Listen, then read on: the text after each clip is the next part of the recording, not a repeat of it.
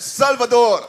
At ngayon mga kababayan, ang isa sa magsasalita sa ating harapan, walang iba kundi ang pinakamatagal na aide, pinaka-trusted aide ni dating Pangulong Rodrigo Duterte at hindi kailanman iniwan si Tatay Digong.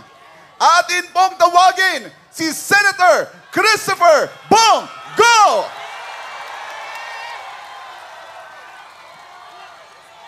Magandang gabi po sa inyo lahat. Alam kong malungkot tayong lahat sa nangyari, no?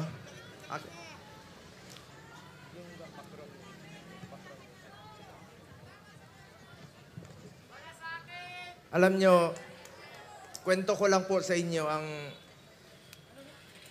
huling balita ko kay Tatay Digong. Matagal kaming magkasama. Alam nyo, higit pa sa tatay ang turing ko sa kanya. 1998, una po akong nanilbihan sa kanya. Hanggang 2022, kahit senador na po ako, sinasamahan ko siya hanggang sa huling araw ng kanyang termino, sumama po ako hanggang makauwi siya sa bahay niya nung June 30 of 2022. Alam ko yung hirap na niya. Halos hindi na nga makasuot ng medyas. Sinong magme-medyas sa kanya doon?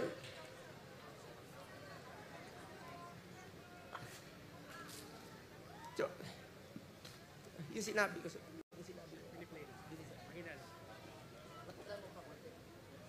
Alam nyo, nakausap ko kaninang madaling araw si Attorney Mijaldea pagkatapos ng hearing nila at saka si Ma'am Hanilet. Kaya siya ganon siya magsalita. Dalawa ang dahilan, maaring nag-a-adjust sa oras at ang pinakamasakit sa lahat, yung sinabi sa akin ni Attorney Mijaldea na hindi binibigay sa kanya yung gamot niya.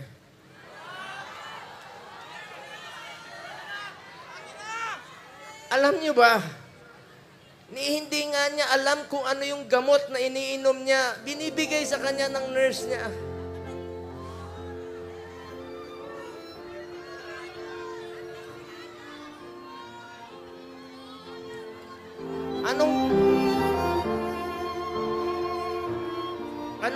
Anong gusto nilang gawin kay Tatay Digong? Kung kaya nilang ipadala si Tatay Digong doon, gawan nyo ng paraan paano siya ibalik dito.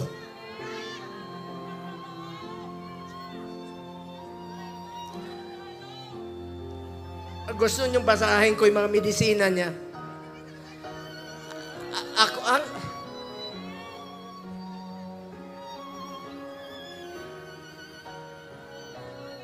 Minsan nagtitwitch yung kamay niya, sabi ni Bingbong kahapon.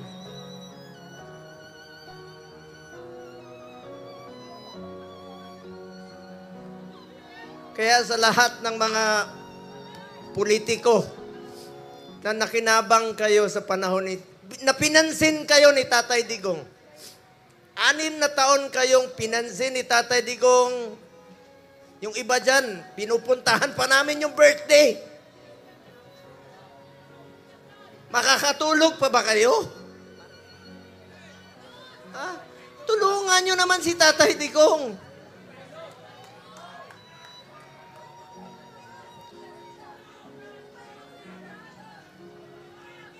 Alam nyo,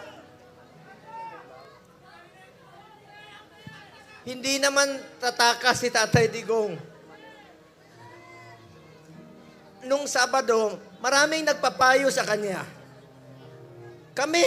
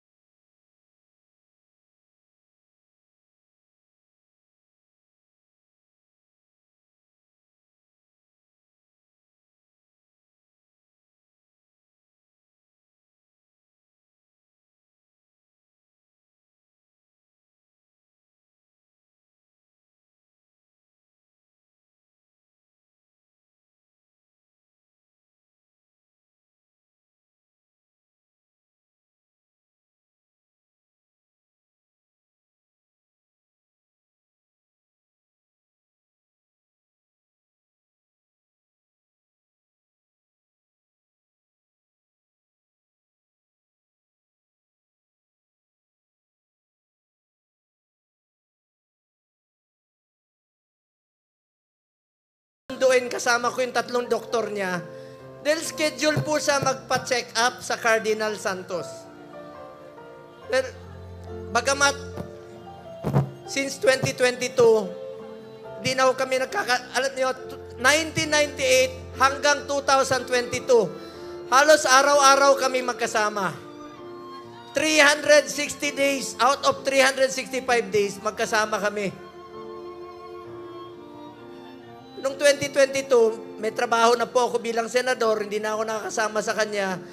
Pero hindi ko po pinapabayaan yung medical niya dahil yun po ang pinangako ko sa kanya hanggang sa pagtanda niya, hanggang sa kamatayan niya, hindi ko po siya iwanan. Lalong-lalo na po sa medical. Alam niyo, nakaraang 4 na buwan, monthly siya nagpapa-check up. Yung dinidrip po siya. You may check with the doctors. I-check niyo sa hospital. Sinasamahan ko siya doon, dinidrip siya para humaba ang kanyang buhay. Scheduled siya March 12. Pero ngayon, pati gamot ipagkakait. Sinong mananagot niyan pag may nangyari kay Tatay Digong?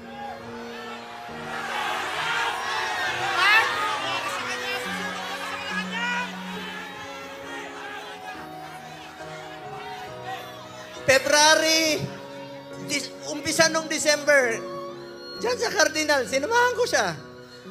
Kasama si Ma'am Hanelet. Enero, bumalik uli kami. Pebrero, bumalik uli kami. March 12 po siya schedule uli para sa pagpapagamot niya. Pero pinagkait nila. Pati gamot. Ayaw ibigay sa kanya. Alam niyo, wala siyang sinelas.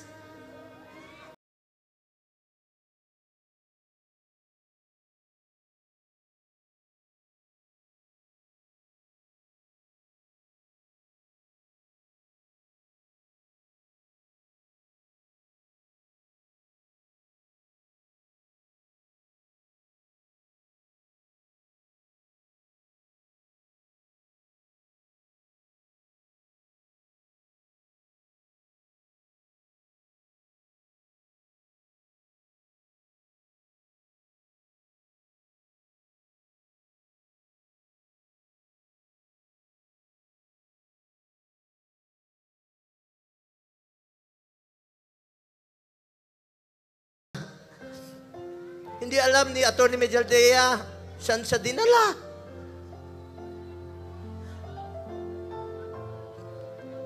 Alam ko nangungulila kayo, nakausap ko si Kitty kahapon. Alam niyo, bilib ako kay Kitty. Sa murang edad na 20, dapat hindi siya kasama sa politika. Dapat nag-aaral siya ngayon. Pero sinama siya sa dumi ng politika. Tinawagan ko siya kahapon, sabi niya, ninong niya ako eh.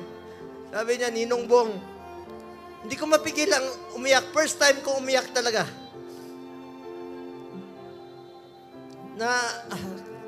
Kausap siya. Sabi niya sa akin, Ninong, ikaw na muna ang tatay ko. Dahil wala na akong tatay. Sa murang edad na. Pero matapang si Kitty ha. Sobrang tapang ni Kitty. Sabi niya, Ninong, be strong. Be straightforward. Ito yung panahon na magkaisa ang Pilipino. Magkaisa tayo para kay Tatay Digong. Nakikiusap po ako, manghinahon po tayo. Huwag po tayo gumawa ng bagay na ibabalik sa atin. Mga Pilipino, magkaisa po tayo para kay Tatay Digong. Importante muna ang kalusugan, kaligtasan, at kalayaan ni Tatay Digong. Alam ko mga politiko, nakikinig kayo. Konsensya naman kayo. 6 na taon kayong minahal ni Tatay Digong. Pinansin kayo, minahal kayo, pinaglingkuran kayo.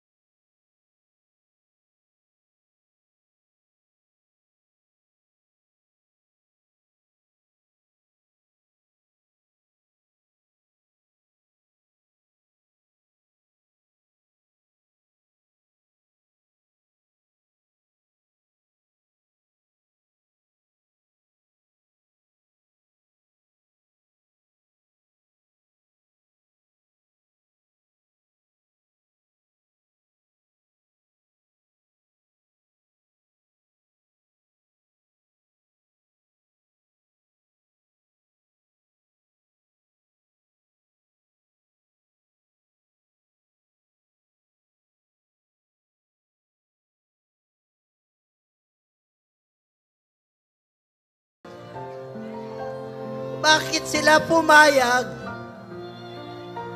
na ang taong nagmahal sa atin, minahal tayo, pinaglingkuran tayo, sa totoo lang, ayaw naman niyang tumakbo eh. Dahil sa inyo, ginawa niya po yun. Ito bang kabayaran sa ginawa niyang pagsasakripisyo, pagmamahal at paglilingkod para sa bayan?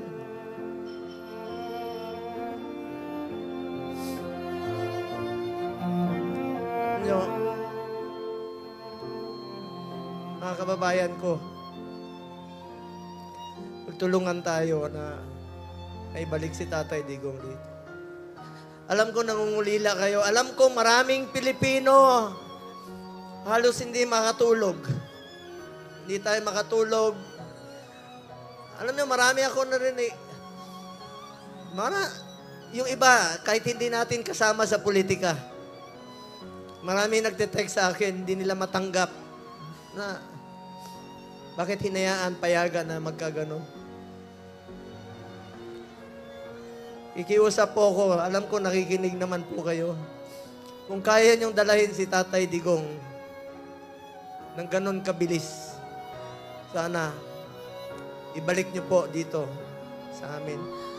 Nangungulila po ang Pilipino.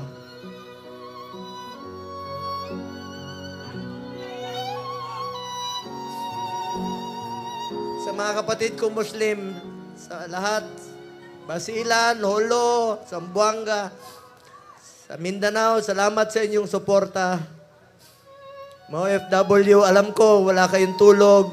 Salamat sa inyong pagmamahal kay Tatay Digong.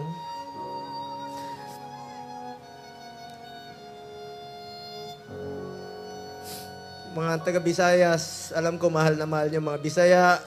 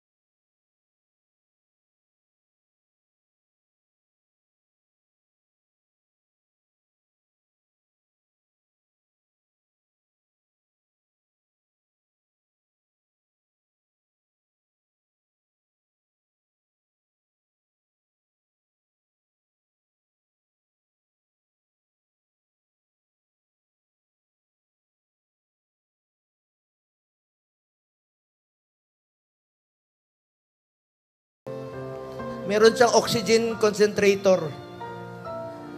Dahil dun sa Buerger's disease niya na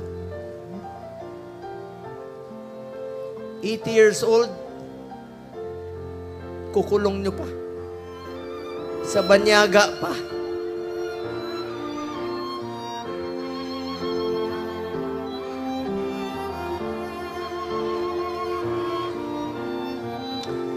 Alam niyo, hinahon lang ko kayo. Alam ko mahal niyo si Tatay Digong. Mahal natin si Tatay Digong. Magkaisa tayong lahat, mga kababayan ko. Alam niyo ngayon, taming naninira sa amin ni Bato. Kanina, sinasabihan kami na naglaglagan, mga ganun. Alam niyo, huwag kayong maniwala sa mga yan. Yan ang tinatawag na gusto nila kaming hilain pababa. Gusto nila kaming sirain. Ako naman po, buklatin nyo man ang, pag namatay ako, buklatin nyo ang katawan ko. Duterte po. Wala po. Halos wala po akong panahon sa anak ko. Wala akong panahon sa tatay ko. Si Tatay Digong na po ang naging tatay ko. From 1998 hanggang 2022. 24 years yan, araw-araw kami magkasama. At sinabi ko sa kanya, Tatay Digong, hanggang kamatayan mo, hindi kita pababayaan. Lalo na sa medical mo. Ngayon, sino na po mag-aabot ng medisina niya? Sa mga nagpakulong sa kanya, makonsensya kayo. Makakatulog pa ba kayo?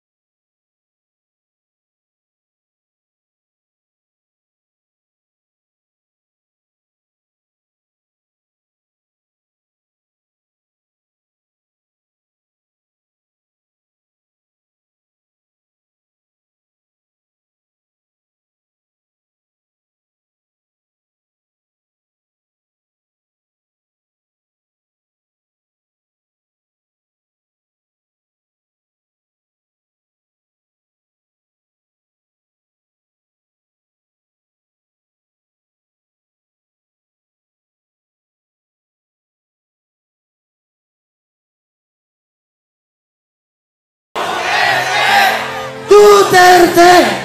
Duterte! Duterte!